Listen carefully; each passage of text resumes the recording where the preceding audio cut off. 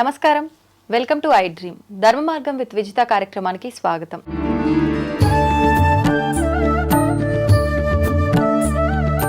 కార్తీక మాసం ఆఖరి రోజులకి వచ్చేసాము. ముఖ్యంగా శివుడికి కార్తీక మాసం అంటే ఎంత ప్రీతికరమో అదే విధంగా మాస శివరాత్రి అంటే కూడా అంతే ప్రీతికరం. అయితే ప్రతి నెలలో వచ్చే ఈ మాస శివరాత్రి కన్నా కూడా కార్తీక మాసంలో వచ్చే మాస శివరాత్రికి చాలా ప్రత్యేకమైన విధి విధానాలు ఆచరిస్తే కనుక మంచి ఫలితాలను పొందే అవకాశం ఉంటుంది. అయితే నిజంగా ఆ రోజు ఆచరించాల్సిన విధి విధానాలేంటి? శివుడు అభిషేక ప్రియుడు అని చెప్పి అంటూ ఉంటాము. నిజంగా ఆ రోజున ఎటువంటి ద్రవ్యాలతో శివుడికి అభిషేకం చేస్తే బాగుంటుంది? ఇలాంటి మంచి మంచి విషయాలు ఇప్పుడు గురుగారితో మాట్లాడి తెలుసుకుందాం. ప్రస్తుతం మనతో పాటు ఉన్నారు ప్రముఖ జ్యోతిష పండితులు నందిబట్ల శ్రీహరి శర్మ గారు. ఇప్పుడు వారితో మాట్లాడేద్దాం. నమస్కారం గురుగారు. వాగర్థావివ సంపృక్తౌ వాగర్థ ప్రతిపత్తయే జగతః పితరౌ వందే పార్వతీ పరమేశ్వరౌ. ఆదిత్యాయ చ సోమాయ మంగళాయ బుధాయ చ గురు శుక్ర శనిభ్యశ్చ రాహవే కేతవే నమః. శృంగేరి జగద్గురు పీఠాధిపతులకి, కంచి పీఠాధిపతులకి నమస్కారములు తెలియజేసుకుంటూ కార్యక్రమాన్ని ప్రారంభిద్దాం. గురుగారు, మాస శివరాత్రి అంటేనే చాలా ప్రత్యేకమైనది. కానీ ముఖ్యంగా ఇప్పుడు మనం కార్తీక మాసంలో ఉన్నాము. ఈ మాసంలో వచ్చే మాస శివరాత్రి అంటే శివుడికి చాలా ప్రీతికరమైనదిగా మనం చెప్పుకుంటాం. అయితే ఆ రోజు మనం ఆయనని ఏ రకంగా గనక ఆరాధిస్తే బాగుంటుంది? శివుడు అభిషేక ప్రియుడు అంటుంటాము. అయితే ఎటువంటి ద్రవ్యాలతో అభిషేకం చేస్తే బాగుంటుంది? ఇలాంటి విషయాలన్నీ కూడా తెలియజేయండి. తప్పకుండానమ్మా. ముఖ్యంగా ప్రతి నెలలో కూడా మాస శివరాత్రి అనేటువంటిది ఉంటుంది. అంటే మాఘమాసంలో ఉన్నటువంటి మాస శివరాత్రి మనకు మహాశివరాత్రి అయితే, అంతటి పర్వదినానికి సమానమైనటువంటిది కార్తీక మాసంలో వచ్చే మాస శివరాత్రి. అంటే చతుర్దశి తిథి అనేటువంటిది సంధ్యాకాలానికి ఉండాలి. అది మాస శివరాత్రిగా చెప్పబడి ఉంటుంది. కాబట్టి ఈ యొక్క 29వ తారీఖు శుక్రవారం రోజున మాస శివరాత్రి ఉదయం పూట త్రయోదశి తిథి ఉంది.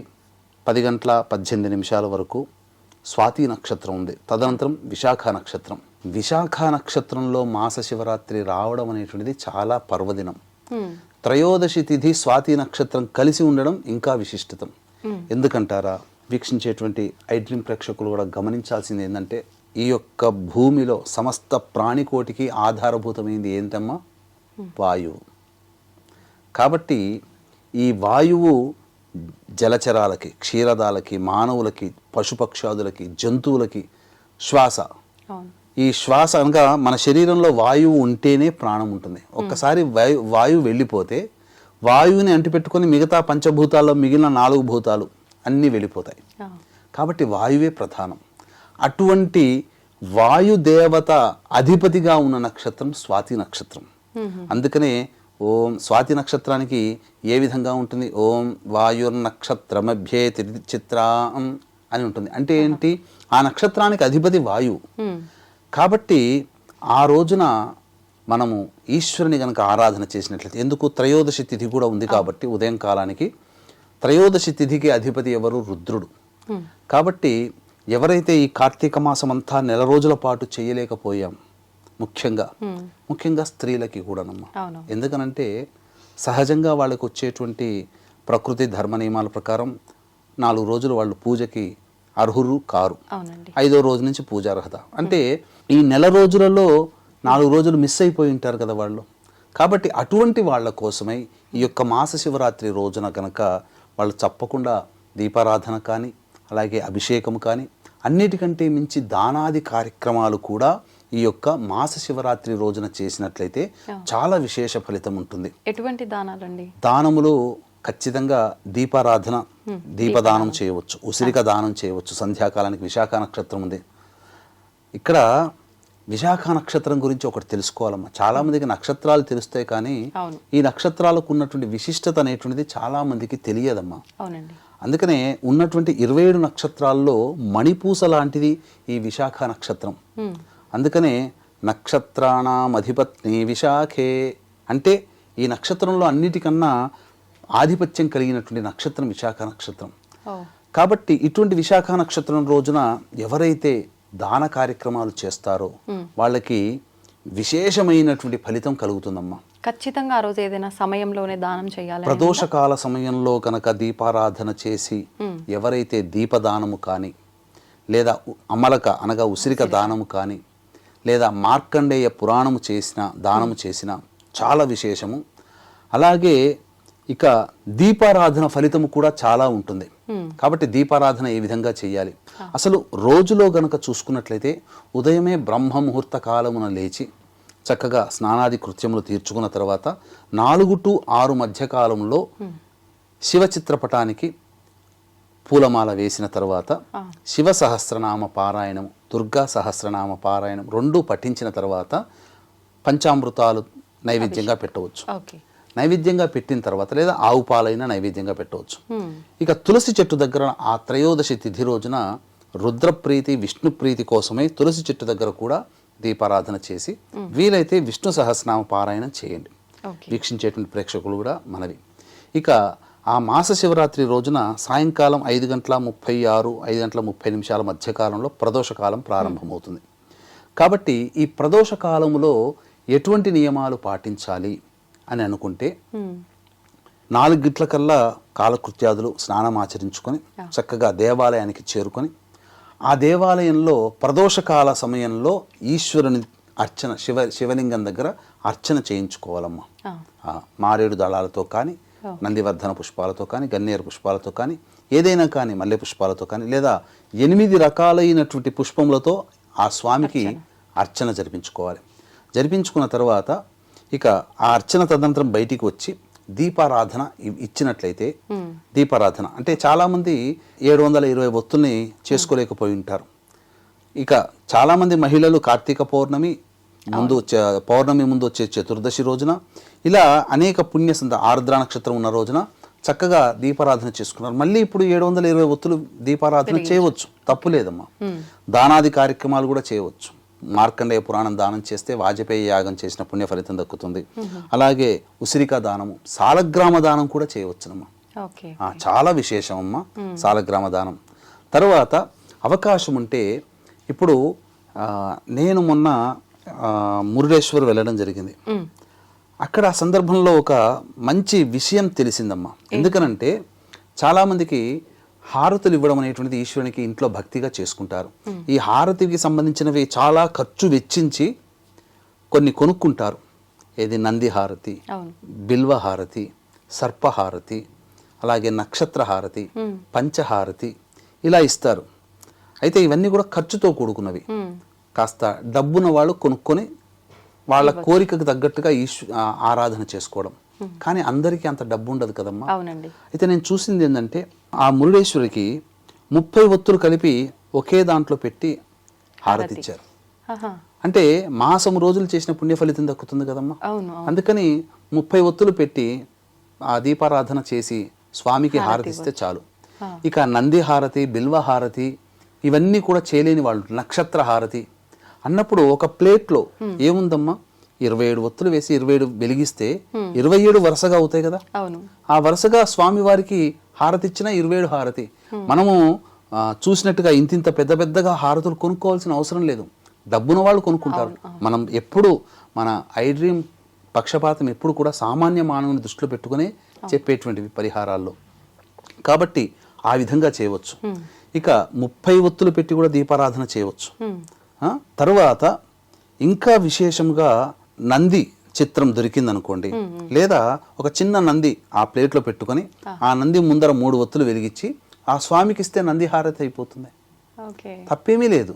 ఎందుకనంటే సామాన్య మానవుడి కోసం చెప్పేటువంటి పరిహారం ఇది. ఇక బిల్వ హారతి అంటే ఒక బిల్వదళం పెట్టి ప్లేట్లో దాని ముందు 3 హారతులు వెలిగించినా చాలు, బిల్వ హారతి అవుతుంది. పంచహారతులు ఎలాగో ఇవ్వవచ్చు. అన్నీ ఉండాల్సిన, అన్ని రకరకాలైనటువంటి స్వరూపాల్లో మనకు హారతులు దొరకాల్సిన పని లేదు.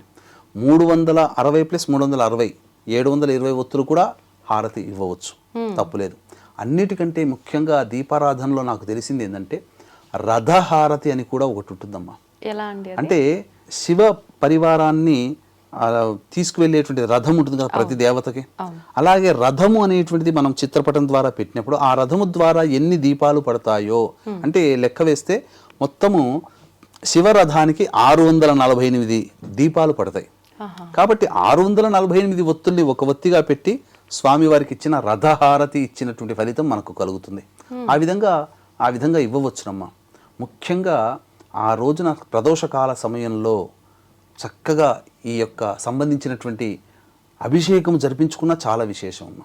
ఇవన్నీ కూడా చేసుకుంటే చాలా మంచి ఫలితం కలుగుతుంది.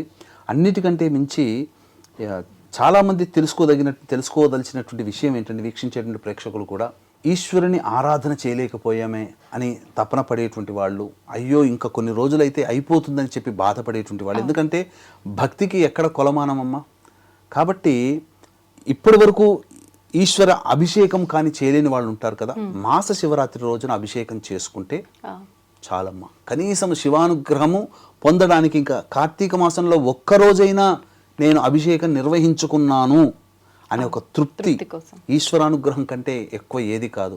తల్లిదండ్రులు ఎంతటి దైవతా స్వరూపంలో ఈ జగత్తుకే తల్లిదండ్రులు లాంటి వాళ్ళు పార్వతీ పరమేశ్వరులు. వారి కోసం కేటాయించుకోవడానికి ఒక్కరోజు దొరికినా చాలమ్మా, మన జన్మ ధన్యమైనట్టే. ఆ రోజున మాస శివరాత్రి రోజున 29వ తారీఖు రోజున ఈ విధంగా చేయవచ్చు.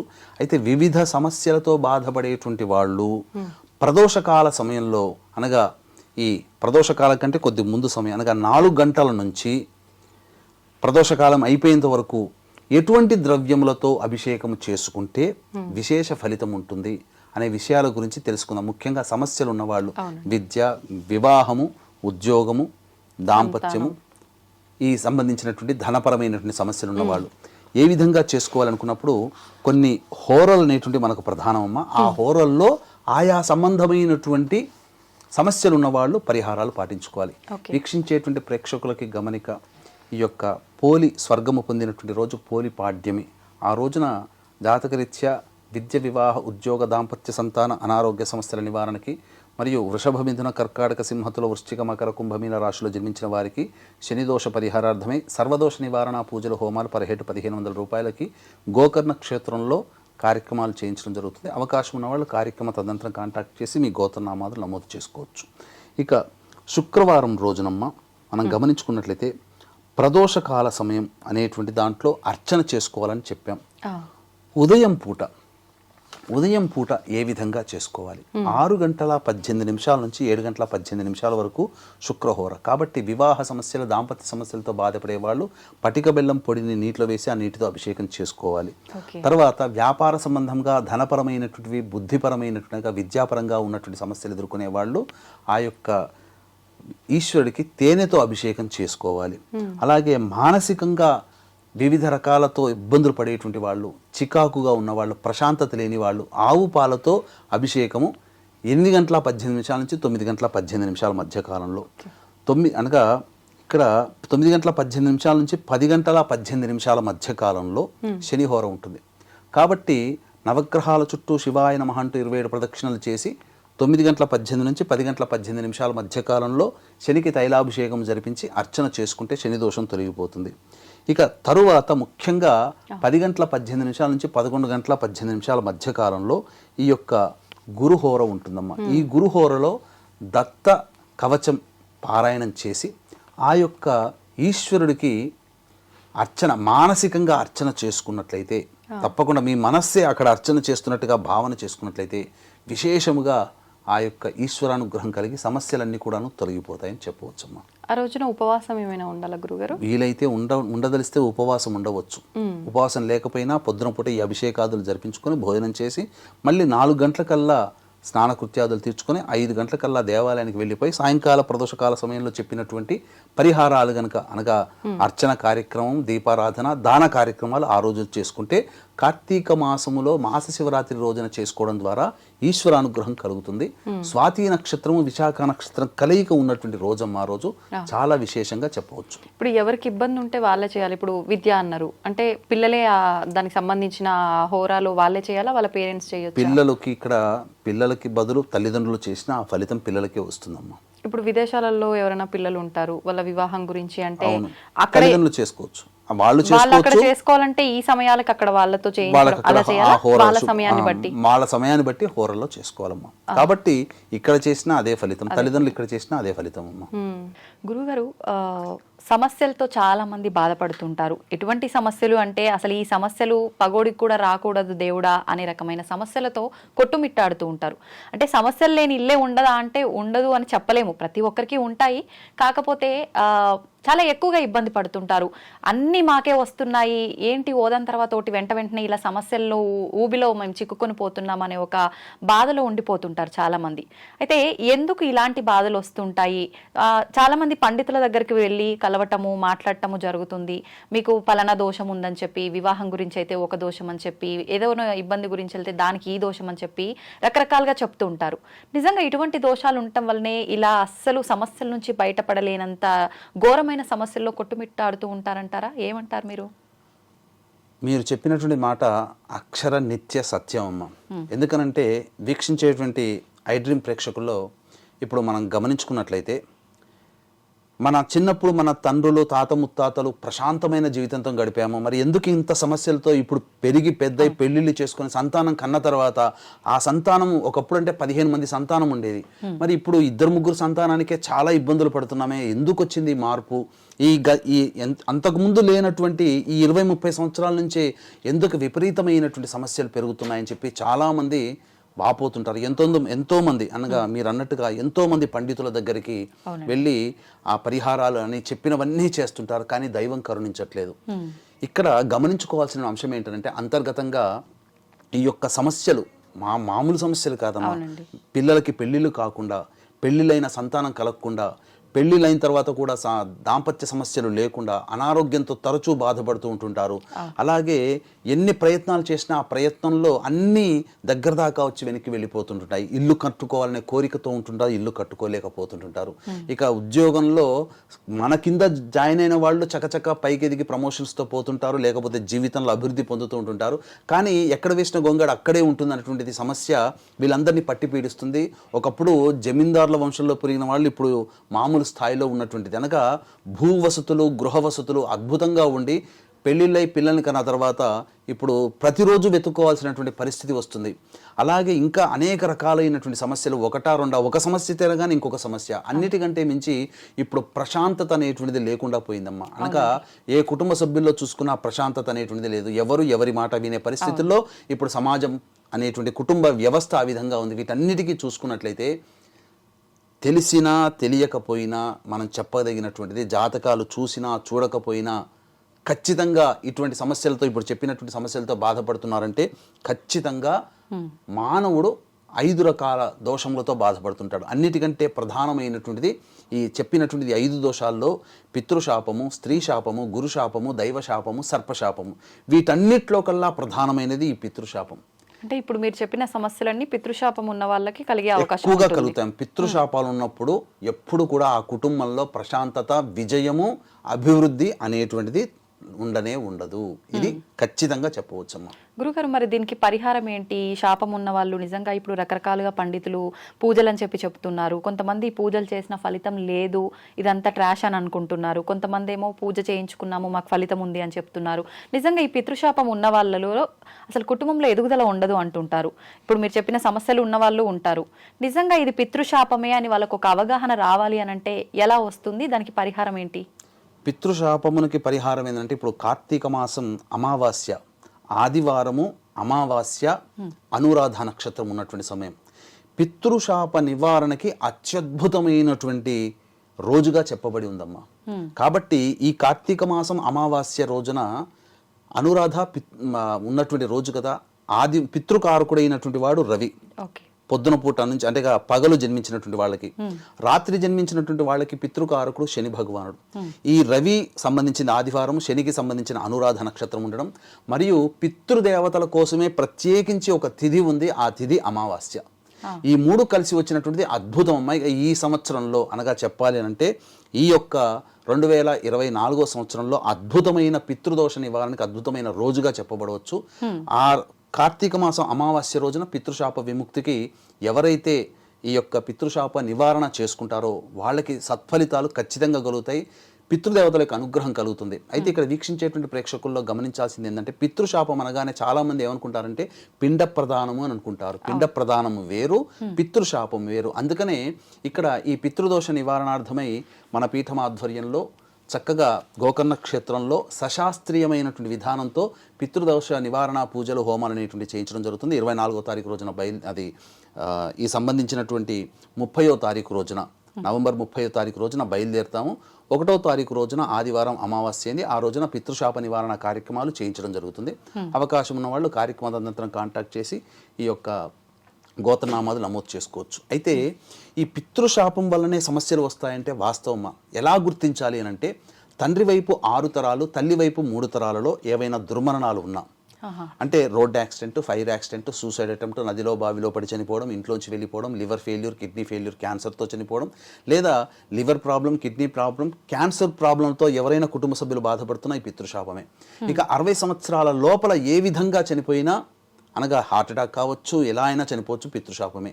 పెళ్లి కాకుండా బ్రహ్మచారిగా కన్యగా ఉండి ఎవరైతే చనిపోతారో, చిన్న వయసులో చనిపోయినా, వృద్ధాప్యంలో చనిపోయినా పితృశాపమే. ఇక కాలసర్పదోషంలో ఎవరు జన్మిస్తారో, అలాగే ఈ యొక్క పిల్లిని చంపిన, స్త్రీ హత్య, గోహత్య, బ్రాహ్మణ హత్య, కరోనాలో ఎవరైనా చనిపోయినా, ఇవన్నీ పితృశాపాలే. ఇంకా కొన్ని లక్షణాలు చెప్పవచ్చు అంటే ఏంటంటే, తరచూ మందులకి నయం కాని రోగాలతో బాధపడుతున్నా, స్కానింగ్స్కి బయటపడదు దీర్ఘకాలికంగా, అలాగే తరచూ యాక్సిడెంట్స్కి గురవుతున్నా, ఇక కొద్దిలో ప్రాణం బయటపడింది అని అనుకుంటుంటాం. అలాగే ఏ కుటుంబంలోనైతే కులాంతర మతాంతర వివాహాలు జరిగి ఉంటాయో, ఈ పితృశాపం ఉండడం వల్ల పిల్లలు మన కంటి ముందర చక్కగా చదువుకుంటారు, మనం చెప్పిన మాట వింటారు అనుకుంటారు. కానీ వాస్తవానికి జాబులు చేసి వ్యక్తిగతంగా పైకి వచ్చే సమయంలో ఇక వాళ్ళు మేము వీళ్ళు పలానా వాళ్ళని పలానా అని చెప్పి పెళ్లి చేసుకుంటామని చెప్పేసరికి గుండె మీద రాయబడుతుంది తల్లిదండ్రులకి. ఇలాంటి సంఘటనలు పితృశాపం ఉంటేనే ఆ కుటుంబంలో ఇంటర్ క్యాస్ట్, ఇంటర్ రిలీజియన్ మ్యారేజ్లు జరుగుతాయి. ఇంకా ఏ కుటుంబంలోనైతే ఆడపిల్లలు మాత్రమే ఉండి పురుష సంతానం లేకుండా ఉంటుందో ఆ కుటుంబంలో పితృశాపం ఉంటుంది. అలాగే ఏ కుటుంబంలోనైతే మద్యం, మత్తు పదార్థాలకి కుటుంబ సభ్యులు బానిసలై ఈ యొక్క అసాంఘిక కార్యకలాపాలకి పాల్పడి కారాగార వాసమైన, జైలుకు పోయినా, అలాగే శారీరక మానసిక లోపాలతో కుటుంబ సభ్యులు జన్మించి ఉన్నా, లేదా ఇంకా తరచూ డైవోర్సులు అవుతున్నా, 2, 3, 4 డైవోర్సులు అవుతున్నాయి, పెళ్లిళ్ళు అవ్వవు. అలాగే వివాహమై ఎన్ని సంవత్సరాలు గడిచినా సంతానం కలక్కున్నా, పిల్లలు పెద్దగా అవుతుంటారు, అన్ని రకాల అర్హతలు, జాబు, మంచి డబ్బు, అన్ని సంపాదన, అంతా అందము, అన్నీ బాగుంటాయి, కానీ పెళ్లిళ్ళు కాకుండా ఇబ్బందులు పడుతుంటారు అటువంటి కుటుంబాలలో. అలాగే తరచూ ఇంట్లో జిల్ల పురుగులు, బొద్దింకల బెడద ఎక్కువగా ఉన్నా, అలాగే గోడలకి క్రాక్స్ వస్తున్నా, నల్లాలు ఎన్ని కొత్తవి మార్చినా వారం బాగుంటాయి, తర్వాత బొట్టు బొట్టుగా నీరు కారుతూ ఉన్న ఆ కుటుంబంలో పితృశాపాలు ఉంటాయి. తరచూ చేతిలోని ఆహారం నేల పాలవుతున్నా, బొద్దింకల బెడద, జిల్ల పురుగుల బెడద ఇంట్లో ఎక్కువగా ఉన్నా, అలాగే పెద్దవాళ్ళు చనిపోయినటువంటి వాళ్ళు తరచూ కలలోకి వస్తున్నా, అలాగే సుడిగుండంలో చిక్కుకున్నట్టు, పాము కరిచినట్టు, ఇల్లు కూలిపోయినట్టు తరచూ కలలోకి వచ్చినా, ఇవన్నీ పితృశాపాలనే చెప్పవచ్చమ్మా. అంతేకాకుండా ఇంకా ఎటువంటి సంఘటనలు, జాతకాలు చూపించకపోయినా ఇంకా ఎటువంటి సంఘటనలు అంటే, కుటుంబ సభ్యుల మధ్య తల్లిదండ్రుల మాటలు పిల్లలు వినరు, అటువంటి కుటుంబాల్లో పితృశాపం ఉంటుంది. ఇంకా గొప్పగా బతికినటువంటి కుటుంబాలలో కోట్లు సంపాదించే ఒక అనాలోచిత నిర్ణయం తీసుకొని వృధా పెట్టుబడి పెట్టేస్తారమ్మా. ఎక్కడో చోట పెట్టుబడి పెడతారు, పూర్తిగా మైనస్లోకి వచ్చేసేస్తారు. తర్వాత ఈ ఒక వాళ్ళతో పాటు అనగా వీక్షించేటువంటి ఐడ్రీ ప్రేక్షకుల్లో మీతో పాటు వివాహమైన సంవత్సరంలో మీతో పాటు మీ స్నేహితులు, బంధువుల వివాహాలు కూడా ఉంటాయి. అందులో కొంతమంది జీవితాలు ఉవ్వెత్తున ఎగిసిపడుతూ ఉంటుంటాయి, చాలా చక్కగా ఆనందంగా జీవిస్తూ ఉంటుంటారు. కానీ కొన్ని కుటుంబాలు ఎక్కడ వేసిన గొంగడ అక్కడ అన్నట్టుగా ఉంటుంది, ఆ కుటుంబాలలో పితృశాపం ఉంటుంది. అలాగే తిరగని చెట్టంటూ లేదు, మొక్కని దైవం అంటూ లేదు, తిరగని పుట్టంటూ లేదు, ఎన్ని ప్రయత్నాలు చేసినా భగవంతుడు మనల్ని కలికరించట్లేదు, ఆ పూజల ఫలితమే లేదు. పిల్లలు కూడా ఇక పూజలు వద్దమ్మా అని చెప్తున్నారు, అసలు దేవుడు ఉన్నాడా లేడా అని చెప్పి కూడాను చాలా మంది వాపోతుంటుంటారు. ఇంట్లో తిష్ట వేసిన ఈ పితృశాపం ఉన్నప్పుడు ఈ యొక్క సంబంధించినటువంటివి ఎన్ని పూజలు చేసినా ఆ ఇంటి గుమ్మం దగ్గరనే ఆగిపోతాయి. పూజ ఫలితములు వృధా కాదని చెప్పవచ్చమ్మా, వృధా కావు, కానీ ఆ ఇంటి గుమ్మం దగ్గరనే ఆగిపోతాయి. ఇంట్లో తిష్ట వేసిన పితృదోషం ఎప్పుడైతే తొలగిపోతుందో అప్పటి వరకు మీరు ఏ ప్రయత్నం కోసమైతే పూజలు, దైవతారాధన నిజాయితీగా కష్టపడతారో ఆ పూజల ఫలితం అంతా వచ్చి ఆ సమస్యలు తీరుతాయి. అందుకని పితృశాపం చేయించుకోగానే సమస్యలు ఎందుకు తీరుతున్నాయి అనంటే ఈ యొక్క కారణం వల్లనే. శాపం తొలగించుకోవడానికి మీరు ప్రయత్నం చేస్తున్నారు తప్ప కోరికలు తీరడానికి మాత్రం ప్రయత్నంగా కాదు ఇది. ఇప్పుడు మనకు గాయం అవుతుందమ్మా, డాక్టర్ ఆపరేషన్ చేయాలని అంటాడు, ఆపరేషన్ చేసి అందులో ఉన్నటువంటి చెడుని తీయడం ఆ డాక్టర్ బాధ్యత. కానీ శరీరం యొక్క ఇమ్యూనిటీ బట్టి, మనం తీసుకునే ఆ యొక్క కేర్ని బట్టి శరీరము ఆ నొప్పి, ఆ గాయము కొంతమందికి వారం 10 రోజుల్లో తగ్గుతుంది, కొంతమందికి నెల రోజులు పడుతుంది అలా. కాబట్టి ఈ యొక్క పితృదోషం తొలగించుకోవడానికి అనేటువంటిదే పరిహారాలు చేసుకోగాని మన కోరికలు తీరడానికి మాత్రం పరిహారాలు చేయకూడదు. ఇక్కడ ఇంకొక లాజిక్ ఏంటంటే, పితృదోషం ఉన్నటువంటి కుటుంబాలలో మనము ఎన్ని పరిహారాలు పాటించినా ఫలితం దక్కదు. దొరికిపోతే ఆ పరిహారాలన్నీ కూడా విజయవంతంగా మనకు అనుకూలిస్తాయని చెప్పవచ్చు. అంటే ఏదైనా దుష్టశక్తి ఉన్నప్పుడు, ఏదైనా నెగిటివ్ ఎనర్జీ ఉన్నప్పుడు, ఆ నెగిటివ్ ఎనర్జీ ఉంటే మనం ఆలయంలోకి ప్రవేశించకుండా ఎలా చేస్తుందో అలా ఈ పితృదోషం కనుక ఉంటే, అంటే ఇక్కడ వాస్తవం ఏంటంటే కనిపించిన తల్లిదండ్రులు తాత ముత్తాతలు శాపాలు పెట్టరమ్మా. ఏంటంటే ఇలా దుర్మరణాలు, కోరికలు తీరకుండా, ఆశయాలు తీరకుండా 60 సంవత్సరాల లోపల చనిపోతారు కదమ్మా. ఎలాగైనా వాళ్ళకి ఏముంటుంది, పిల్లల్ని పెద్ద చేయాలి, పెళ్ళిళ్ళు చేయాలి, వాళ్ళ సంతానంతో ఆడుకోవాలి, వాళ్ళకి ఒక బాధ్యతగా ఒక ఇల్లు వసతి కల్పించాలి. అవన్నీ తీరకుండా పిల్లలు పుట్టిన 5వ సంవత్సరం 9, 10 సంవత్సరాల్లో చనిపోతున్నారు కదా తల్లిదండ్రులు. అటువంటిది కొంతమంది ప్రసూతికా మరణం, అంటే మన గర్భం దాల్చిన తర్వాత డెలివరీ అయ్యే టైంలో కూడా చనిపోతుంటారు ఆడపిల్లలు. అవి పూర్వకాలంలో ఎక్కువగా జరిగేటివి. కాబట్టి అవన్నీ కూడా ఏంటంటే మోక్షాన్ని పొందవు. అంటే ఎవరైనా, మీరైనా, నేనైనా, సమస్త ప్రాణి మరణించిన తర్వాత మళ్ళీ కర్మను అనుసరించి మళ్ళీ ఇంకొక జన్మ ఎత్తాలి. కానీ ఆ జన్మ ఎత్తడానికి అవకాశం అయ్యేటువంటి పరిపక్వత ఆ యొక్క జీవికి రాదు. త్రిశంకు స్వర్గంలాగా పిశాచ రూపాన్ని పొందుతుంది. అది ఎలా ఉంటుందంటే, పిశాచ రూపం పొందినటువంటి ఆ ఇంటి పెద్దల యొక్క ఆత్మ ఎలాంటి బాధపడుతుందంటే, ఒక అమ్మాయి డెలివరీ అయ్యేటప్పుడు ఎంత కష్టపడుతుందో అంతకి 1000 రెట్ల బాధ అనుభవిస్తుంది. ఆ బాధ నుంచి విముక్తి చేయాలంటే ఆ కుటుంబంలోని వారసులు మాత్రమే చేయాలమ్మా. ఆ వారసుల మీద ఉన్నప్పుడు ఇదంతా ట్రాష్ అని చెప్పి కొట్టిపడేస్తుంటారు చాలా మంది. కానీ ఆ వారసులు ఈ పరిహారం చేసిన వాళ్ళకి చాలా మందికి, ఎంతో మందికి సంబంధించినటువంటి మంచి జరిగిన సంఘటనలు ఉన్నాయమ్మా. మరి వారసులు అంటే మగపిల్లలు. ఇప్పుడు పితృదోషం ఉన్న వాళ్ళకి కొంతమందికి మగపిల్లలు సంతానం ఉండదు, ఆడపిల్లలే ఉంటారు. మరి అలా ఆడపిల్లలు ఉన్న వాళ్ళు ఎవరు చేయాలి గురుగారు? ఈ ఆడపిల్లలు ఉన్నటువంటి వాళ్ళు మామగారు బ్రతికుంటే, అనగా ఆడపిల్లను చేసుకున్న మామగారు అంటే భర్త తండ్రి ఉంటే భర్త తండ్రి చేయాలి. లేదు మామగారు లేరన్నప్పుడు భర్త చేయవచ్చు. ఇటువంటి భర్త కూడా మాకు అవకాశం లేదండి, మా మాట వినరని చెప్పి ఆడపిల్లలు అంటుంటారు. ఒకే కుటుంబంలో 2 ఆడపిల్లలు ఉంటారు. మరి అటువంటప్పుడు మళ్ళీ తల్లిదండ్రుల ఆత్మ విమోచనం కోసం ఆడపిల్లలు ఆలోచిస్తారు కదా, బ్రాహ్మణుని కర్తగా పెట్టి చేయించుకోవాలమ్మా. శాస్త్రం అంగీకరిస్తుంది. వీళ్ళు పాల్గొనడానికి లేదు, ఆడపిల్లలకు చేయడానికి లేదమ్మా. అయితే ఇప్పుడు చాలా మంది ఇలా ఇప్పుడు మీరు చెప్పిన సమస్యలు ఏదైతే ఉన్నాయో ఇవి వింటుంటే ప్రతి ఒక్కరింట్లో ఏదో ఒక సమస్య అనేది ఖచ్చితంగా ఉంటుంది. అంటే దీన్ని బట్టి ప్రతి ఒక్కరి ఇంట్లో పితృదోషం ఉండే అవకాశం చాలా వరకు ఉన్నట్టే. 100కి 95% మంది కుటుంబాల్లో ఉన్నాయమ్మా. అయితే ఇప్పుడు ఈ పితృదోషం యొక్క పరిహారం, ఈ పూజ ఏదైనా చేయించుకోవాలి అనుకున్నప్పుడు మీరు చెప్పినట్టుగా ఇప్పుడు ఆడపిల్లలు ఉంటే మగపిల్లలు వాళ్ళకు అనుగుగా మామయ్యో ఎవరైనా ఉంటే చేయించాలి, లేదు అంటే పురోహితుల సమక్షంలో. ఒకవేళ మగవారు ఉన్నారు, వాళ్ళు చెయ్యాలి అనుకున్నప్పుడు వాళ్ళ భార్య గర్భవతిగా ఉండటము ఇలాంటివి ఉన్నప్పుడు, గర్భవతిగా ఉన్నప్పుడు పూజలు చేయకూడదు అంటారు కదా గురుగారు. పితృదోషంకి సంబంధించిన పూజలు చేయొచ్చా? చేయకూడదమ్మా. ఇక్కడ భర్త అంగీకారం తెలపని కుటుంబాలు కూడా ఉంటుంటాయి. అంటే మామగారు ఉండరు, కానీ వాళ్ళు కోడలిగా వచ్చినందుకు ఆ కుటుంబం మీద ప్రేమతో ఆ కోడలు కూడా ఆలోచిస్తారు, కానీ భర్త వినడు. మరి భర్త చేయాలి, కొడుకులతోనా చేయించకూడదు.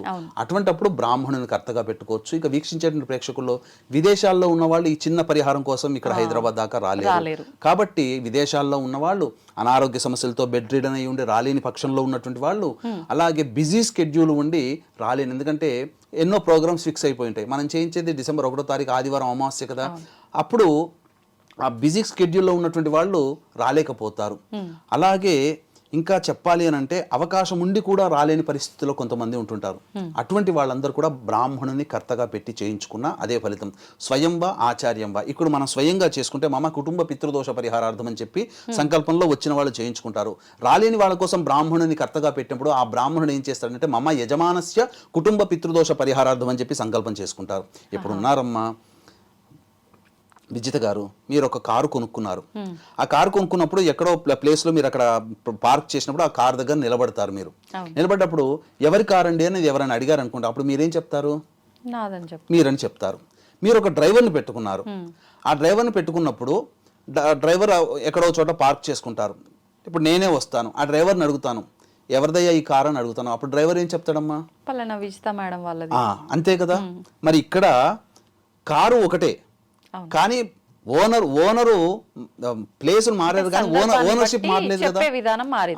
ఓనర్షిప్ మారలేదు కదా. మీరు మీ కార్ అని ఎట్లా చెప్పుకుంటారు, మీ డ్రైవర్ మీ కార్ అని ఎలా చెప్తారో, మీ కార్ని మీరు ఎలా చెప్పుకుంటారో, ఇక్కడ పితృదోష పరిహారం చేసేటప్పుడు స్వయంగా వచ్చి చేసుకునేటప్పుడు మమ కుటుంబ పితృదోషం, బ్రాహ్మణుని పెట్టిన మమ యజమానస్య కుటుంబ పితృదోష పరిహారం చెప్పి సంకల్పం. అందున ఇటువంటి రాని వాళ్ళ కోసం ప్రత్యేకించి శ్రద్ధ తీసుకొని ఈ కార్యక్రమాలు చేస్తుంటామమ్మా. కాబట్టి ఎటువంటి సందేహాలు లేకుండా స్వయంగా వచ్చినా రాకపోయినా బ్రాహ్మణుని పెట్టుకున్నా అదే ఫలితం ఉంటుంది తప్ప ఫలితంలో తేడా ఉండదు. అయితే గురుగారు, ఒకసారి ఈ పితృదోషంకి సంబంధించిన పూజ చేయించిన తర్వాత మళ్ళీ మళ్ళీ చేయించాల్సిన అవసరం ఉంటుందా? ఒకసారి చేస్తే సరిపోతుంది? ఒకసారి చేస్తే సరిపోతుందమ్మా, మళ్ళీ మళ్ళీ చేయించాల్సిన అవసరం లేదు. కానీ తరచుగా అనేక రకాలుగా ఇష్టం ఉన్న వాళ్ళు, మాకు తెలిసినటువంటి వాళ్ళు కొంతమంది ఒక 3 సంవత్సరాల కిందట చేయించుకున్నాడు ఒక వ్యక్తి, మళ్ళీ చేయించుకోవాలనే కోరికతో మళ్ళీ వచ్చాడు, చేయించుకున్నాడు. కాబట్టి తరచూ చేయించుకోవడంలో కూడా తప్పు లేదమ్మా. అంటే ఇది ప్రత్యేకించి చాలా మంది పలానా ప్లేస్ లోనే చేయించాలి అని చెప్పి అంటున్నారు. నిజంగా అలా ఒక నిర్దిష్టమైన ప్లేస్ లోనే చేయాల్సి ఉంటుందా? మనం ఉన్న దగ్గరైనా ఎక్కడైనా ఆలయంలో అలా కూడా చేయించుకునే అవకాశం ఉంటుందా? ఇది చాలా మంచి క్వశ్చన్. మా వీక్షించే ప్రేక్షకులకు అవేర్నెస్ కావాలి ఇక్కడ. ఎందుకంటే చాలా భారతదేశంలో అనేక ప్రాంతాలలో, నదీ తీరంలో ఉన్నటువంటి ప్రాంతాలలో చేయిస్తుంటారు. నాసిక్ త్ర్యంబకేశ్వరంలో చేస్తుంటారు, అలాగే ఈ యొక్క సంబంధించినటువంటి గోకర్ణ క్షేత్రంలో చేయిస్తుంటారు, మన దగ్గర కూడా చేయిస్తుంటారు. కాకపోతే నాసిక్ త్ర్యంబకేశ్వరంలో తాంత్రికంగా చేయిస్తారు, మనము తాంత్రిక విధానానికి చేయించుకోకూడదు. అది నెగిటివ్ రిజల్ట్స్ని ఇస్తుంది. ఇక గోకర్ణ క్షేత్రంలో కూడా దాదాపు 600 కుటుంబాల యొక్క కార్యక్రమాలు చేయించేటువంటి ఉన్నాయి. కానీ ఎక్కడ మంచి ఎక్కడ చెడు అనేటువంటిది తెలుసుకోలేకపోతున్నారు. చాలా మంది ఏంటంటే ఇప్పుడు గూగుల్ ఉంది కదా అని చెప్పేసి తెలుసుకుని వెళ్ళిపోతున్నారు. మనిషిని ముక్కు మొహం తెలవని వాళ్ళని నమ్మేసేసి అక్కడికి వెళ్ళిపోతున్నారు, చేయించుకుంటున్నారు. కానీ అక్కడ ప్రతి వృత్తిలో కూడా మంచి చెడు ఉందమ్మా. ఏ వృత్తి తీసుకున్నా అన్నిట్లో మంచి చెడు ఉంది ఎక్కడైనా. కానీ ఇదే వృత్తి మంచిది, ఈ వృత్తి దొంగలో కూడా మంచి దొంగలు ఉన్నారుగా. చెడు దొంగతనం చెడే, కానీ దొంగతనంలో కూడా వాడికి అవసరమైన తీసుకుని వెళ్ళిపోయి ఉన్నవాడు మంచివాడే, నిజాయితీగా. వాడికి ఎంతకు 1000 రూపాయలు ఖర్చు అంటే 1000 రూపాయలు దొంగతనం చేసుకోపోతావు, లక్షల రూపాయలు అక్కడ ఉన్నా. అంటే మంచి చెడు ఉంటుంది. అలాగే ఈ యొక్క పితృదోష నివారణ కార్యక్రమంలో కూడా మంచిగా చేయించే వాళ్ళు ఉన్నారు, చెడుగా చేయించే వాళ్ళు ఉన్నారు. చెడుగా అనంటే తూతూ మంత్రంగా. ఇప్పుడు బ్రాహ్మణులు అయితేనేమో శశాస్త్రీయంగా చేయిస్తారు, గుర్తుపడతారు కదా అని చెప్పి. బ్రాహ్మణులు కాని వాళ్ళు ఏమైపోతుంది, వాళ్ళకి పురాణోక్తంగా చేసి తూతూ మంత్రంగా చేయిస్తున్నారు. బ్రాహ్మణులు కాని వాళ్ళు కూడా పూజలు చేస్తారా? పూజలు బ్రాహ్మణులు కాని వాళ్ళు చేయరు. బ్రాహ్మణులు కాని వాళ్ళు వచ్చినప్పుడు చేయించే బ్రాహ్మణులు ఉంటారు కదా, పూజారులు, వాళ్ళు తూతూ మంత్రంగా పురాణోక్తంగా చేయించి పంపిస్తున్నారు. ఎందుకంటే వాళ్ళకి టార్గెట్, ఈ రోజు ఇన్ని పూజలు చేసామంటే అక్కడ నిర్వహిస్తున్న యజమాని ఇన్ని డబ్బులు ఇస్తాడని. శాస్త్రీయంగా చేయించుకుంటే రోజుకి 2 గంటలు ఎక్కువ చేయించలేరు, కానీ రోజుకి 5-6 చేయిస్తుంటారు. అక్కడ చేయించే గ్రూపులో 15-20 మంది ఉంటుంటారు. ఇంకా చెప్పాలి అని అంటే ఇక్కడ వీక్షించే ప్రేక్షకులు ఈ మధ్య గమనిస్తుంటే గత 15 సంవత్సరాలుగా ఈ యొక్క పితృదోష నివారణ కార్యక్రమాలు మన పీఠం ఆధ్వర్యంలో జరుగుతున్నాయి. కానీ ఈ మధ్య వేలం వెర్రిగా ఏమైపోతుందనంటే అసత్య ప్రచారాలు ఈ పితృదోషం మీద జరగడం. అంటే ఎటువంటి అసత్య ప్రచారాలు, ఇక అందరికీ పితృదోషం ఉన్నట్టే ఈ యొక్క వీడియో ఎవరైతే చూస్తారో వాళ్ళు పితృదోషం ఉన్న వాళ్ళే వీడియో చూస్తారు, పితృదోషం ఉన్న వాళ్ళే నాతో ఫోన్లో మాట్లాడతారు. ఇక ఎంతటి వరకంటే నీ కర్మ తొలగిపోయింది అవకాశం ఉంది కంటే నీ అదృష్టవశాత్తు ఈ వీడియో చూసావు. ఒకవేళ వీడియో చూసినా కానీ చేయించుకోలేదంటే నీకు ఇంకా కర్మ పరిపక్వత కాలేదు. ఇలా అసత్య ప్రచారాలు చేయిస్తున్నారు. ఇంకా ఎంతటికి అసత్య ప్రచారం అంటే మన ఇంట్లో చేరే పశుపక్షాదులకు కూడా పితృశాపం ఉంటేనే మన ఇంట్లో చేరుతాయి, వాటికి కూడా పితృశాపం ఉంటుంది. అంటే బర్రెలకి, గొర్రెలకి, ఆవులకి, మేకలకి వీటన్నిటి కూడా పితృశాపం ఉంటుంది కాబట్టి మన ఇంట్లో వచ్చి చేరుతాయి. అట్లా ఉండదమ్మా. శాస్త్రంలో నేను పెద్ద పెద్ద పండితులను అడిగానమ్మా, మన దాంట్లో కూడా చేశారు. హిందూ ధర్మక్షేత్రం వ్యవస్థాపకులు ఈ మన సంబంధించినటువంటి సంతోష్ ఘనాపాటి గారు ఉన్నారు కదా, వారిని కూడా ఒక సందర్భంలో ఉన్నప్పుడు నేను స్వయంగా వెళ్ళి, ఏమంటే ఇట్లా మీరు ఎన్నో వేదాల్లో ఉంటారు, ఎందుకంటే వేద పండితుడు ఆయన ఉన్నప్పుడు నేను వేదం చదువుకోలేదు, స్మార్థం వరకే చదువుకున్నాను. అయితే ఆయన అడిగాను, ఎక్కడైనా వేదంలో ఇలా చెప్పబడి ఉందా, పశుపక్షాదులు కూడా పితృశాపాలు ఉంటేనే మన దగ్గరకు వస్తాయి అని చెప్పేసి అని. అంటే మనకు పితృశాపం ఉంది కాబట్టి మన ఇంట్లో పశుపక్షాదులకు కూడా పితృశాపాలు ఉంటేనే వస్తాయా, అటువంటివి ఉన్నవే మన ఇంట్లో చేరుతాయా అని చెప్పి. ఇంకొక విచిత్రం ఏంటంటే విజిత గారు, ఉన్నవి 27 నక్షత్రాలు. ఈ 27 నక్షత్రాలు అన్ని కూడా శుభమైనటువంటి నక్షత్రాలే. ఈ నక్షత్రాల్లో పుడితే దోషం, ఈ నక్షత్రాల్లో పుడితే మంచిదని ఎక్కడా లేదు. రోహిణి నక్షత్రం దోషం అంటారు. ఉన్న 140 కోట్ల రోహిణి నక్షత్రంతో 3 కోట్ల మంది పుట్టుంటారు, 3-4 కోట్ల మంది. ఆ 3-4 కోట్ల మందికి మేనమామలు పోతారా? పోరు కదా. అందుకని 27 నక్షత్రాలు మంచివి. కొంతమంది ఎటువంటి అసత్య ప్రచారాలు చేస్తున్నారంటే ఉన్న 27 నక్షత్రాల్లో 8 నక్షత్రాలు తప్ప మిగిలిన 19 నక్షత్రాల్లో జన్మిస్తేనే పితృశాపం. అసలు ఎక్కడా చెప్పబడినటువంటిది ఏంటనంటే ఒక రకంగా ఎక్స్ప్లాయిటేషన్, అంటే మనుషులని ఒక రకంగా మాటలతో హిప్నాటిజం చేసి, అంటే ఈ 27 నక్షత్రాల్లో వీక్షించేటువంటి ఐ డ్రీమ్ ప్రేక్షకుల్లో ఆ చెప్పబడినటువంటి 19 నక్షత్రాల్లో కూడా పుట్టి ఉన్న వాళ్ళు ఉంటారు. వాళ్ళందరూ భయపడిపోయి చేయించుకోవాలని. కానీ భయపడాల్సిన అవసరం ఏమీ లేదమ్మా.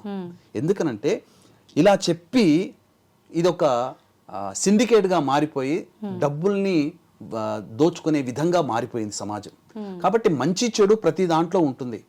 కాకపోతే వీక్షించేటువంటి ప్రేక్షకులు అటువంటి అసత్య ప్రచారాలను నమ్మకుండా సత్యము నిజాయితీని నమ్మి వెళ్ళండి. అది మాత్రం చెప్పగలుగుతాను. ఎందుకంటే ఒక బాధ్యతాయుతమైనటువంటి ప్రసార మాధ్యమంలో ఉన్నాం. ఒక మంచిని తెలియచేయడానికే iDream యాజమాన్యం వాళ్ళు సంకల్పించి మిమ్మల్నైనా నన్నైనా కానీ పెట్టినటువంటిది కారణం. కానీ ఇక్కడ మనం అసత్య ప్రచారం అనేటువంటిది చేయకూడదు. కాబట్టి అసత్యం ఎలా ఉంటుంది పితృశాపాలలో, సత్యం ఎలా ఉంటుంది అని చెప్పవచ్చు. ఇంకా చెప్పాలి అని అంటే అసలు కొంతమంది మిస్ కాల్ పడితే చాలమా మీకు దోషం ఉంది చేసుకోండి చేసుకోండి చేసుకోండి అని ఎంటబడుతున్నారు. అది మహాదోషం. ఇలాంటివి జరుగుతున్నాయి. కాబట్టే వీక్షించేటువంటి ప్రేక్షకులు అటువంటి అసత్య ప్రచారాలకి వీడియో చూస్తేనో, నీకు యోగం ఉంటేనే ఈ వీడియో చూస్తావు, పితృదోషం ఉంటేనే, పశుపక్షాదులు మీ ఇంట్లో ఉన్న పశువులకు కూడా పితృశాపం ఉంటుంది. అలాగే ఇంకా చెప్పాలంటే ఈ నక్షత్రాల్లో పుట్టడం అనేటువంటిది ఎక్కడా లేదమ్మా. అసత్య ప్రచారం ద్వారా ఎక్స్ప్లాయిటేషన్ చేయడము, మనుషులని వంచనకి గురి చేయడం అనేది తప్ప ఇంక లేదు. కాబట్టి అటువంటి నిర్ణయాలు వీక్షించేటువంటి ప్రేక్షకులు చూసి నవ్వుకోండి, ఎంజాయ్ చేయడానికి బాగుంటుంది. ఎందుకంటే చాలా రసవత్తరంగా నాటకీయంగా ఆ వాటి గురించి చెప్తుంటారు కాబట్టి ఎంజాయ్ చేయవచ్చు ఆ మాటల్ని. కానీ వాస్తవంగా పితృశాపాలలో ఈ నక్షత్రాల్లో పుట్టిన వాళ్ళకి పితృశాపమని ఏ శాస్త్ర గ్రంథంలో లేదు. ఛాలెంజ్ చేసి చెప్తానమ్మా. అంటే నక్షత్రానికి సంబంధించిన దోషాలు అనేది పితృదోషంకి సంబంధించి కాదు, నక్షత్రాల్లో జన్మించిన వరకే. ఎక్కడ చెప్పబడి ఉందంటే ధనిష్ట పంచకములని ఉన్నాయి. అంటే ధనిష్ట నుంచి 5 నక్షత్రాలు, ధనిష్ట, శతభిషం, పూర్వభాద్ర, ఉత్తరభాద్ర, రేవతి. ఈ 5 నక్షత్రాలలో మరణిస్తేనే పితృశాపం. త్రిపాద నక్షత్రాలు కొన్ని ఉంటాయి, అవి మరణించాలి, జన్మించిన దానికి కాదు. ఇప్పుడు ఏం చేస్తున్నారంటే జన్మించితేనే 27 నక్షత్రాల్లో 18 నక్షత్రాలు జన్మిస్తే పితృశాపం అంటున్నారు. అది దోషం. ఈ వీడియో చూస్తేనే పితృశాపం ఉన్నట్టు లెక్క. నన్ను చూస్తేనే నాతో మాట్లాడావంటే నాకు పితృశాపం ఉంది, నాతో మాట్లాడావంటేనే నీకు కూడా పితృశాపం ఉంది. అంటే ఇప్పుడు 100 మంది మాట్లాడతారమ్మా. ఇప్పుడు నా స్థితి వేరు, నాకు పితృశాపం ఉందనుకోండి, మీరు నాతో మాట్లాడతారు, మీకు ఉన్నట్ట లెక్క అక్కడ లేదు. ఒక్కొక్కరు ఒక్కొక్క రకంగా. అలాంటి ఇది ఒక రకమైన వంచనకు గురి చేయడం తప్ప ఇంకేం లేదు. కాబట్టి అటువంటి వాటిని నమ్మవద్దు. మరణిస్తేనే నక్షత్రాల్లో చెప్పబడిన 5 నక్షత్రాల్లో మంగళవారం, శనివారం, అమావాస్య తిథులలో మరణిస్తే అది దోషంగా చెప్పబడి ఉంది. ఆ దోషానికి పరిహారం చేసుకుంటే చాలు. ఈ 5 నక్షత్రాల్లో మరణిస్తే పితృశాపం. అది మరణించిన సమయం, ఆ డేట్ ఎవరు గుర్తుపెట్టుకుంటారు? జన్మించిన డేట్ అంటే గుర్తుపెట్టుకుంటారు, కానీ మా తాత ముత్తాతలు ఇవన్నీ. కాబట్టి ఇప్పుడు ఇంతకుముందు చెప్పినటువంటి లక్షణాలు గనక ఏ కుటుంబంలోనైతే ఉంటాయో ఆ కుటుంబంలో పితృశాపం. అందుకనే మరణించిన సమయంలో కూడా డేటు తిది గుర్తుపెట్టుకుంటారు, కానీ నక్షత్రం ఎవరు చూడరు. అది కొన్ని కుటుంబాలు, సాంప్రదాయ కుటుంబాల్లోనే గుర్తుపెట్టుకుంటారు. అందుకనే ఇటువంటి వంచనకి ఎవ్వరు కూడా గురి కాకుండా ఉండడం కోసమే సశాస్త్రీయంగా, నిజాయితీగా ఈ కార్యక్రమాలు అనేటువంటివి డిసెంబర్ 1వ తారీఖు రోజున ఆదివారం అమావాస్య సందర్భంగా పితృదోష నివారణ కార్యక్రమాలు మన పీఠం ఆధ్వర్యంలో జరపబడుతున్నాయి. ఇంకా చెప్పాలి అని అంటే ఇంకొక ప్రత్యేకంగా ఒక్క మాటతో ఒక డౌట్ అండి. చాలా మంది పితృదేవతలకు సంబంధించిన క్రతువులన్నీ చాలా అంటే కరెక్ట్గా ఎప్పుడు ఏది చేయాలో అన్ని మంచిగా ఆచారం ప్రకారంగా చేసుకుంటూ వస్తారు. అటువంటి వాళ్ళు ఇలాంటి పూజలు చేయాల్సిన అవసరం ఉందంటారా? ఉంటుందమ్మా. ఎందుకనంటే ఈ యొక్క పిండ ప్రదానాలు మేము చాలా చక్కగా చేశాం, కానీ తండ్రి గారేమో యాక్సిడెంట్లో పోతారు. అది చెప్పరు. ఎందుకనంటే ఈ యొక్క పితృకార్యం చనిపోయిన తర్వాత ఈ 11 రోజులు సంస్కారంగా చేస్తారు కదా, ఆ సంస్కారంలో అందరూ బాధతో ఉంటారు. కాబట్టి పురోహితుడు కూడా చెప్పలేకపోతాడు. ఏమంటే దుర్మరణం పాలయ్యారు మీ పెద్దవాళ్ళు, అది ఆ మోక్షనారాయణ బలి పూజ చేయించాలండి, ఇది పితృశాపంగా మారుతుంది అని అంటే కూడా చెప్పడానికి అవకాశం ఉండదు. ఎందుకంటే తల్లిదండ్రులు కోల్పోయినప్పుడు బాధలో ఉండి ఇంకా దోషాలని అంటే సరైనది కాదు కదా, అందుకని మర్చిపోతారు. కానీ 60 సంవత్సరాల లోపల ఏ విధంగా చనిపోయినా, ఈ యొక్క తండ్రి వైపు 6 తరాలు, తల్లి వైపు 3 తరాల్లో దుర్మరణాలు పాలై చనిపోయినా, ఎన్ని పిండ ప్రదానాలు కాదు, ఈ విశ్వం మొత్తంలో, ఈ భూ ప్రపంచంలో ఎన్ని నదులు ఉన్నాయో అన్ని నదీ తీరాలలో, ప్రపంచమంతా తిరగండి, కేవలం భారతదేశమే కాదు, అన్ని నదీ తీరాల దగ్గర పిండ ప్రదానం చేసినా పితృదోషము తొలగిపోదు. పితృదోషం అనంటే మోక్ష ప్రాప్తి. ఎన్ని పిండ ప్రదానాలు చేసినా మోక్ష ప్రాప్తి కలగాలి. చనిపోయినటువంటి తల్లిదండ్రులకి మోక్షాన్ని ప్రసాదించే అర్హత ఆ ఇంటి వారసులైనటువంటి కొడుకులది లేదా మిగిలినటువంటి సంతానానిది తప్ప ఆ మోక్ష ప్రాప్తి కలగకపోతే చెప్పాను కదమ్మా, ఆత్మ చాలా బాధపడుతుందని. మోక్షాన్ని ప్రసాదించమని మనల్ని కోరుతుంది. ఈ యొక్క కలియుగంలో ఈ కోరే విధానము మన కంటికి కనిపించరు కాబట్టి మనకు తరచూ కష్టాలు కలిగిస్తుంటుంటారు పితృదేవతలు. ప్రేమ కొద్దీ. ఓకే. అంటే కంటికి మనకు బాగా తలకాయ నొప్పి లేచిందంటే 4-5 రోజులు చూసేసి కంటి డాక్టర్ దగ్గర పోయి మనం టెస్ట్ చేయించుకుంటాం. 2 రోజులు కడుపు నొప్పితో బాధపడుతున్నామంటే ఏదో సమస్య డాక్టర్ దగ్గర పోతాం. అలాగే తరచూ కష్టాలు వస్తున్నాయంటే ఏదో మన జాతకంలో ఇబ్బందికర పరిస్థితులు ఉన్నాయి కాబట్టి దగ్గరలోని పండితుల్ని సంప్రదించినప్పుడు ఆ పండితులు సూచించినటువంటి పితృదోష పరిహారాలు చేసుకున్న తర్వాత వాళ్ళ ఇంట్లో ఉన్నటువంటి కష్టాలన్నీ తొలగిపోతాయి. ఓకే. ఇది దీంట్లో ఉన్నటువంటి మర్మమ్మ. కాబట్టి ఇక్కడ చక్కగా పిండ ప్రదానాలు ఎంత బాగా చేసినా పితృశాపం ఉన్నప్పుడు ఆ పితృశాప నివారణ చేసుకోవాల్సిందే. ఇంకా అన్ని రకాలుగా మనము నిజాయితీగా చేయించే వాళ్ళని నమ్మండి. ఇంకొక విషయం మీకు చెప్పదలుచుకున్నది ఏంటంటే, మీరు ఫోన్ చేసుకొని స్వయంగా అక్కడికి వెళ్ళినా లేదా మన ద్వారా వెళ్ళినా రుసుములో ఏమాత్రము తేడా ఉండదు, ఒకే రుసుము ఉంటుంది. స్వయంగా వెళ్ళినా లేదా మన ద్వారా వెళ్ళినా. కాకపోతే మన ద్వారా ఏంటంటే నిజాయితీగా దగ్గరుండి సశాస్త్రీయంగా జరుగుతుందా లేదా అని మనం చెప్పగలుగుతాం. డైరెక్ట్గా ముక్కు మొహం తెలవని వాళ్ళని ఎవరు పడితే వాళ్ళ దగ్గరికి వెళ్ళి చేయించుకుంటే అది ఉండదు. ఓకే. కాబట్టి అది ఎవరు చేస్తున్నారో ఎలా చేస్తున్నారో మనం గైడ్ చేయలేం. మన ద్వారా అయితే మనం దగ్గరుండి తెలిసిన వాళ్ళ ద్వారా అయితే నమ్మకంగా ఉంటుంది. అది ఓకే. ధన్యవాదాలండి, చాలా మంచి విషయాలు తెలియజేశారు. నిజంగా అలాంటి దోషాలతో సమస్యల్లో ఉండి బాధపడే వాళ్ళకి ఒక మంచి పరిహారాన్ని కూడా తెలియజేశారు. ధన్యవాదాలు. సర్వం శ్రీ ఉమామహేశ్వర పరబ్రహ్మార్పణమస్తు.